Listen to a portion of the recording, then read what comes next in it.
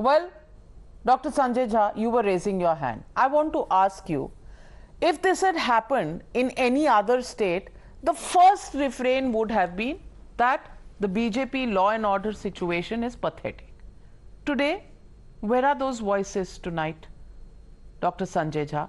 And my question to you is, I don't even want to get into why is a Hindu festival targeted, why, because I don't want to get into that space. Everybody has a right to celebrate Ram Navami as well as do their Ramzan and their Iftari. I'm not somebody who's going to go that route. My question is, if law and order is a state subject, then why was my reporter virtually lynched by a mob today? Why did he have blood dripping from his face when he should actually have just been reporting, doing his job as he set out to do early this morning?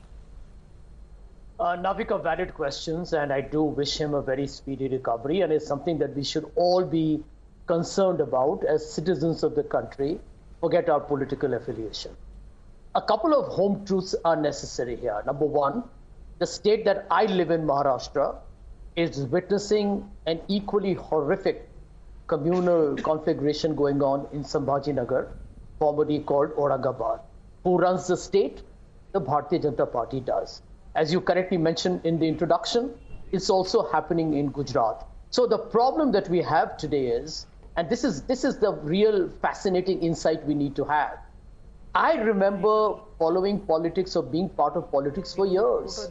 Ram Navami never saw this kind of heightened communal temperature that we are witnessing since we have had the BJP come to power in 2014.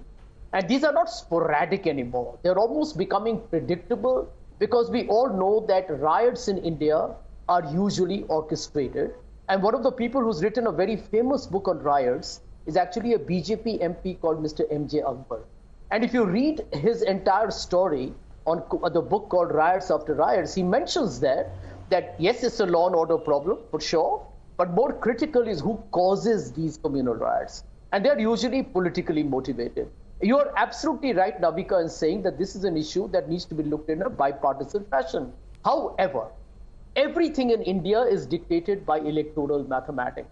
And we all know which political party gains the maximum and logically would gain the maximum by a communal stress. It is the Bharatiya Janata Party. The majority community is the one where you can really play your vote bank.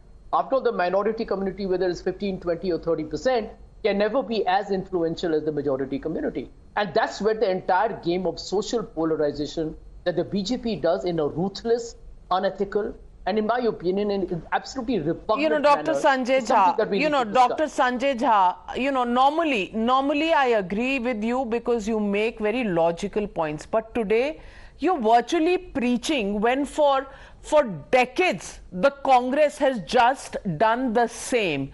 Only difference being that they have appeased the minorities to make them their permanent vote bank, and they have actually treated the majority community as virtually non-touchables.